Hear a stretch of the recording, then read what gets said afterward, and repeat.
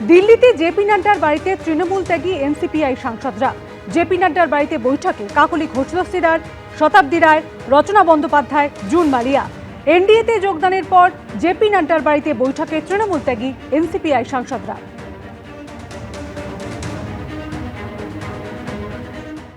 পশ্চিমবঙ্গের বুকে ফের উদ্ধার কোটি কোটি টাকা, প্রায় 29 কোটি টাকা, আর সেই সঙ্গে প্রচুর সোনা।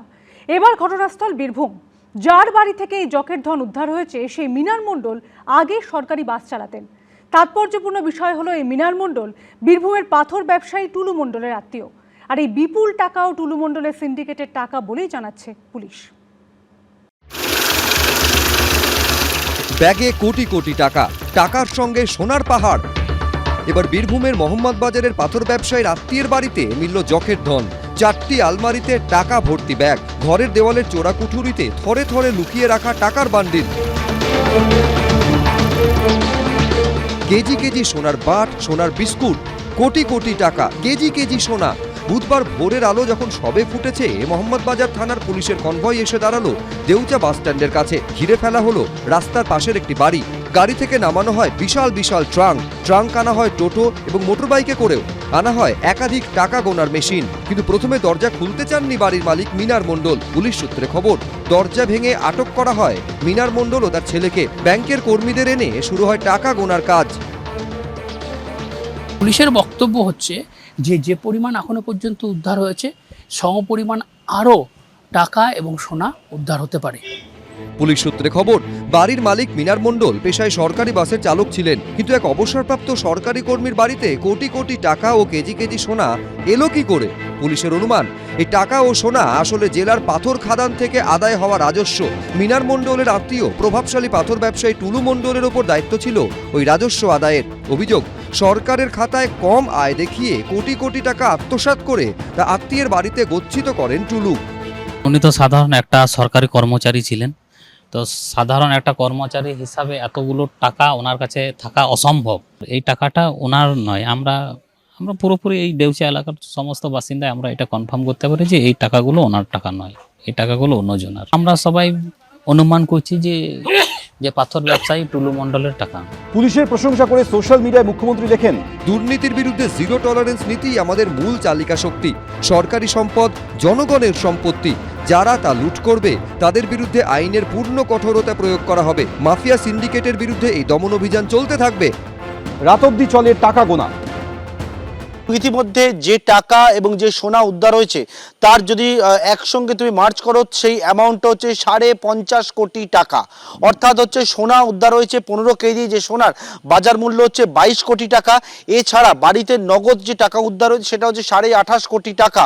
অর্থাৎ সব মিলিয়ে হচ্ছে 50.5 কোটি টাকার কিন্তু এই সোনা এবং টাকা উদ্ধার হয়েছে টুলু মণ্ডলের আত্মীয় মিনার মণ্ডলের বাড়ি থেকে। সূত্রে খবর, সোমবার বীরভূম পুলিশের হাতে ধরা পড়ে 8 ডাকাত। তারা মোটরবাইকে চেপে যাচ্ছিল, সঙ্গে ছিল অস্ত্র। তাদের দেখে সন্দেহ হতেই পাকড়াও করে থানায় নিয়ে গিয়ে জিজ্ঞাসাবাদ করে পুলিশ। সূত্রে খবর, পুলিশের প্রশ্নে অভিযুক্তরা জানায় তারা ডাকাতির জন্য এসেছে। অভিযুক্তদের একজন জানায় তাদের কাছে খবর আছে স্থানীয় মিনার মণ্ডলের বাড়িতে প্রচুর নগদ টাকা রয়েছে। তারপরই অভিযুক্তদের একজনকে সঙ্গে করে রাতে মিনার মণ্ডলের বাড়িতে যায় পুলিশ। তারপরই টাকা এবং সোনার পাহাড় উদ্ধার হয়। পাওয়া গেছে প্রায় 28.5 কোটি cash and 15 KG gold burst.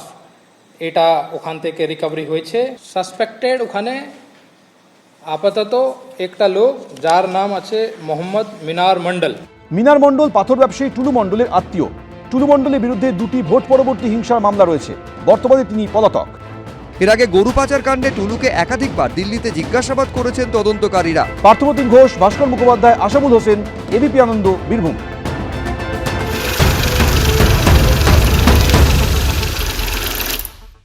ভোর থেকে শুরু, রাতে গিয়ে শেষ। টাকা আর সোনার পরিমাণ গুনতে গুনতে নাজেহাল পুলিশ। রাতে পুলিশ সুপারের মুখে উঠে এলো পাথর ব্যবসায়ী টুলু মণ্ডলের নাম। কিন্তু কোথায় টুলু মণ্ডল? কিভাবে সিন্ডিকেট ফেতে বসেছিলেন তিনি?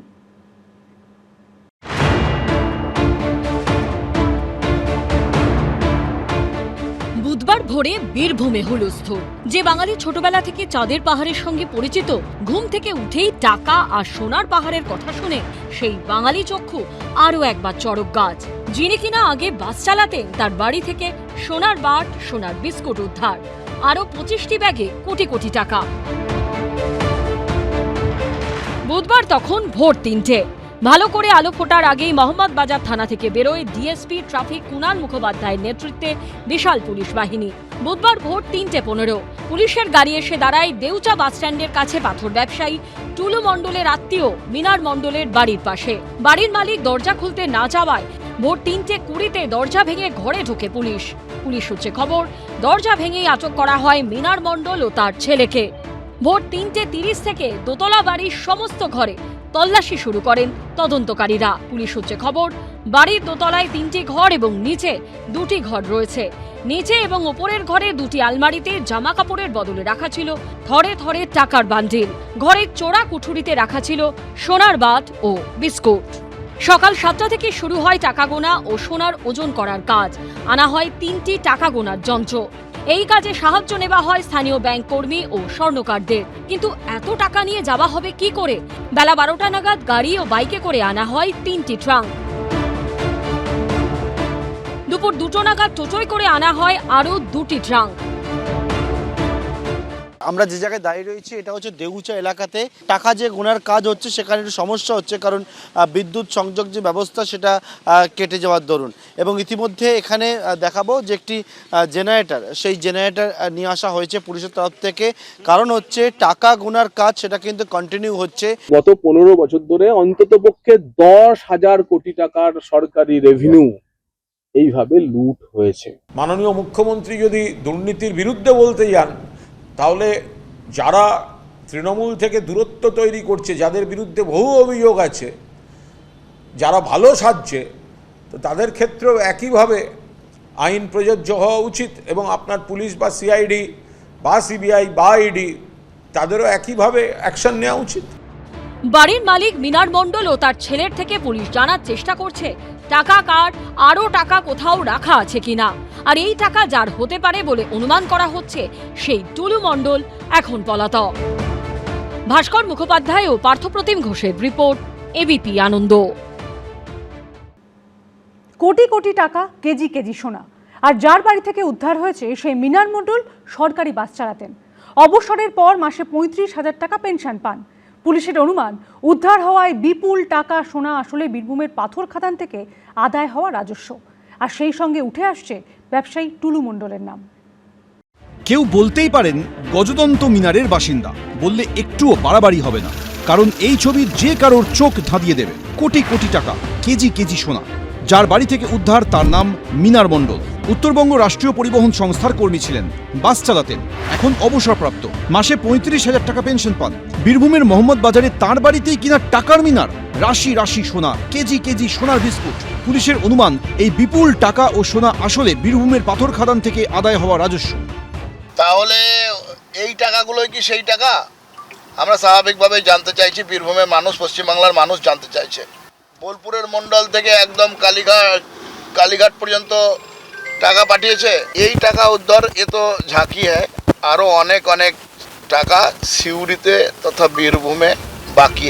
সূত্রের খবর, উত্তরবঙ্গ রাষ্ট্রীয় পরিবহন সংস্থার কর্মী মিনার মণ্ডল 2017 সালে স্বেচ্ছা অবসর নেন। এরপর পাথর ব্যবসায়ী টুলু মণ্ডলের সঙ্গে ব্যবসায় যোগ দেন। সম্পর্কে টুলু মণ্ডল তার খুড়তুতো বোনের জামাই। সূত্রের খবর, যে ডিসিআর গেটগুলিতে পাথরের গাড়ি থেকে রাজস্ব আদায় হতো, সেরকম একটি গেটের ম্যানেজার ছিলেন এই মিনার মণ্ডল। প্রশাসন সূত্রে খবর, এরকম ক্ষেত্রে সরকারি তত্ত্বাবধানে বেসরকারি হাতে রাজস্ব আদায়ের বরাত দেওয়া হয়। সেই হিসেবে বরাত পান প্রভাবশালী পাথর ব্যবসায়ী টুলু মণ্ডল। বীরভূমে পাথর খাদানের মোট 6টি গেট রয়েছে। সূত্রে খবর, সেই গেটগুলিতে পাথরের লরি থেকে রাজস্ব আদায় করতেন টুলু মণ্ডলের লোকেরা। সরকারি চাকরি থেকে অবসরের পর আত্মীয়র পাথর খাদানে কাজে যোগ দেন মিনার মণ্ডল। বীরভূমের রায়পুর গেটের ম্যানেজার ছিলেন তিনি। ভূমি দপ্তরের আধিকারিকরা, জেলা প্রশাসনের আধিকারিকরা জানাচ্ছেন যে এই রোজগার প্রতিদিন 3 কোটি টাকা পর্যন্ত পৌঁছাবে। অর্থাৎ 3 কোটি টাকা যদি পৌঁছায়, তাহলে মাসে 90 থেকে 100 কোটি টাকা শুধু ডিসিআর থেকে সরকারি রাজস্ব জমা হচ্ছে, যেটা আগে জমা হতো 25 থেকে 30 কোটি টাকা। তাহলে 15 বছরে প্রতি মাসে যদি এই 70 কোটি টাকা লুটতরাজ হয়েছে, তাহলে গত 15 বছর ধরে অন্ততপক্ষে 10,000 কোটি টাকার সরকারি রেভিনিউ এইভাবে লুট হয়েছে। বীরভূমটা তো চিরকালই স্পেশাল জোন ছিল। সেই স্পেশাল জোন তখন কখনো তখন তৃণমূলের প্রাক্তন মন্ত্রী, তৃণমূলের সাংসদ, বীরভূমের বাঘ, তৃণমূলের একজন সাংসদ, তাদের তো এটা স্পেশাল জোন ছিল, সেখানে তো কেউ ঢুকতে পারতো না। তারা তো সব এখন ভালো তৃণমূল, ঋতুব্রত তৃণমূল আছে, সাংসদ তো এনডিএর শরিক, তা কি শুভেন্দু অধিকারী কি করছে? মূল প্রশ্ন হলো, মিনার মণ্ডলের মাথায় কে? তার মাথায় কে? রাজনৈতিক প্রভাবশালীরা? তাদের কি ছবি পুলিশ? ভাস্কর মুখোপাধ্যায়, কৃষ্ণেন্দু অধিকারী, এবিপি আনন্দ। বীরভূমে পাথর ব্যবসায়ীর আত্মীয়ের বাড়ি থেকে উদ্ধার হয়েছে জকের ধন। দিনের পর দিন ফাঁকি দেওয়া হয়েছে রাজস্ব, ক্ষতি হয়েছে সরকারের, ফুলে ফেপে উঠেছে সিন্ডিকেট। দুটি আলমারিতে থরে থরে সাজানো টাকা, সোনার বাট, সোনার বিস্কুট, কি নেই? গুপ্তধন। এখন খুঁজে বের করতে হবে এই ধনকুবের কে। সারা জীবন সরকারি বাস চালিয়ে অবসরের পর 35,000 টাকা পেনশন পেয়ে আর যাই হোক, কোটি কোটি টাকা আর সোনার বাট বিস্কুট কেনা যেতে পারে না। পুলিশের অনুমান, এই টাকা ও সোনা আসলে জেলার পাথর খাদান থেকে আদায় হওয়া রাজস্ব।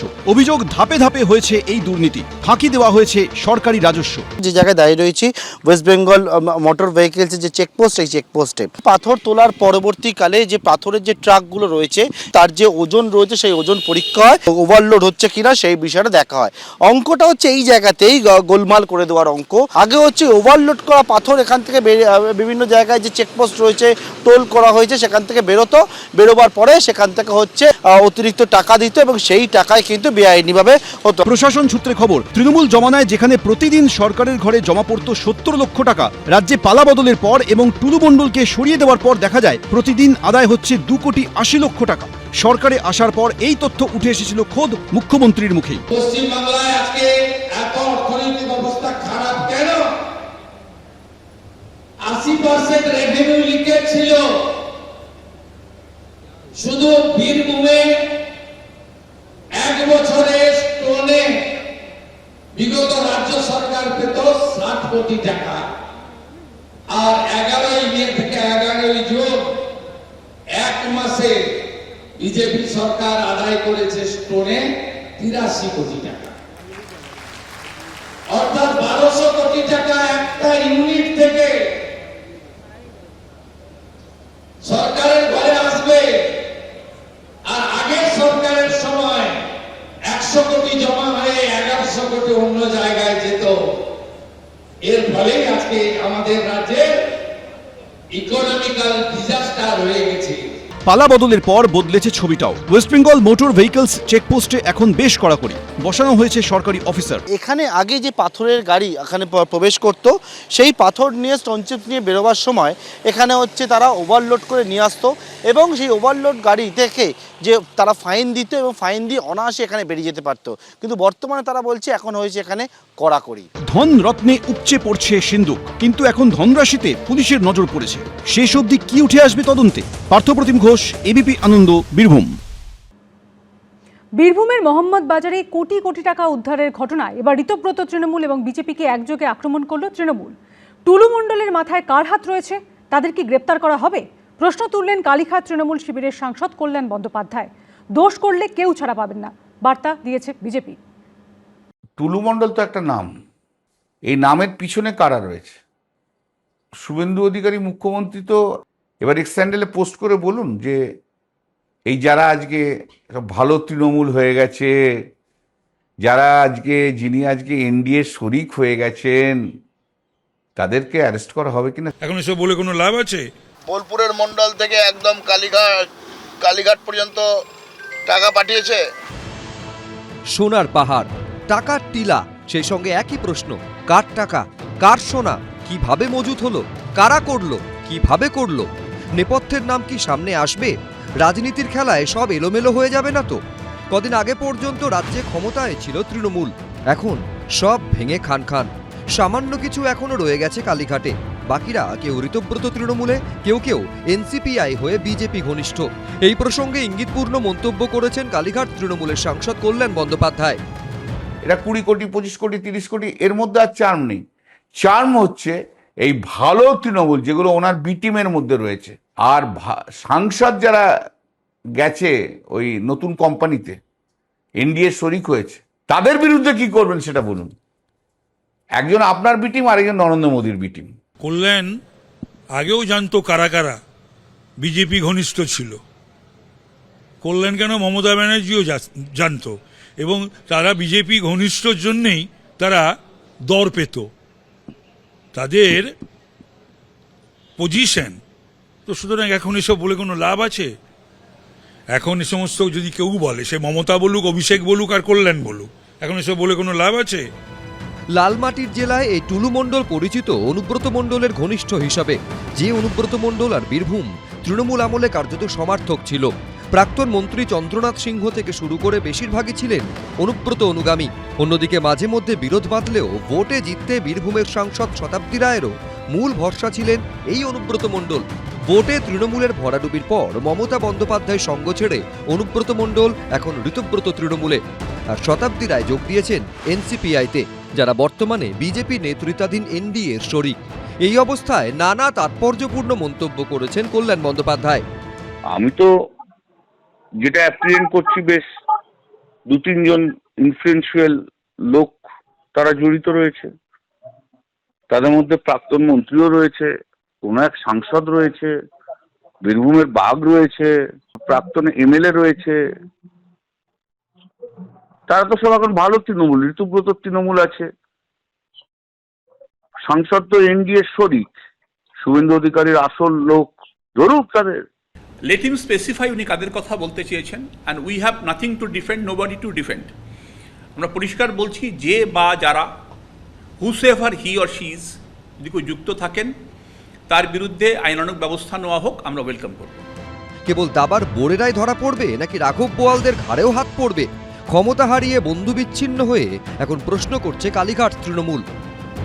আর যদি না ধরেন তাহলে তো মুখ্যমন্ত্রীকে তো বুঝতে হবে, সব মুখের কথা, বড় বড় কথা বলেছেন, ওনার দিকে চলে গেলেই সব ভালো হয়ে যাচ্ছে। ধরুন তোলপাড় করুক না, দেখি আমরাও দেখি একটুখানি। ভালো তৃণমূল হয়ে গেলাম আর এনডিএ শরিক হয়ে গেলাম, ছেড়ে দিলে হবে? মানুষ কিন্তু দেখছে তৃণমূল কত ভালো আর তৃণমূল কত খারাপ তাই নিয়ে তো আলোচনা করা যাবে না। তার কারণ তৃণমূলের কোনো কিছুই ভালো নয়, এটাই মানুষ জানে, মানুষের কাছে প্রমাণিত। আমরা একটা জিনিস বলতে পারি, যেই টাকা চুরি করুক না কেন, যেখানেই যাক না কেন, যারা এর সঙ্গে যুক্ত আছে সব কটাকে জেলে পুরতে হবে। টাকা মাটি, মাটি টাকা এখন আর নেই। বীরভূমে বালি থেকে টাকা, পাথর থেকেও টাকা, কালি অনেকের হাতেই লেগে আছে। এখন কে মুছে ফেলতে পারলো আর কে পারলো না, সেটাই দেখার। কৃষ্ণেন্দু অধিকারী, বিজেন্দ্র সিংহ, শিবাশিস মৌলিক, এবিপি আনন্দ। এবিপি আনন্দ, এগিয়ে থাকে, এগিয়ে রাখে।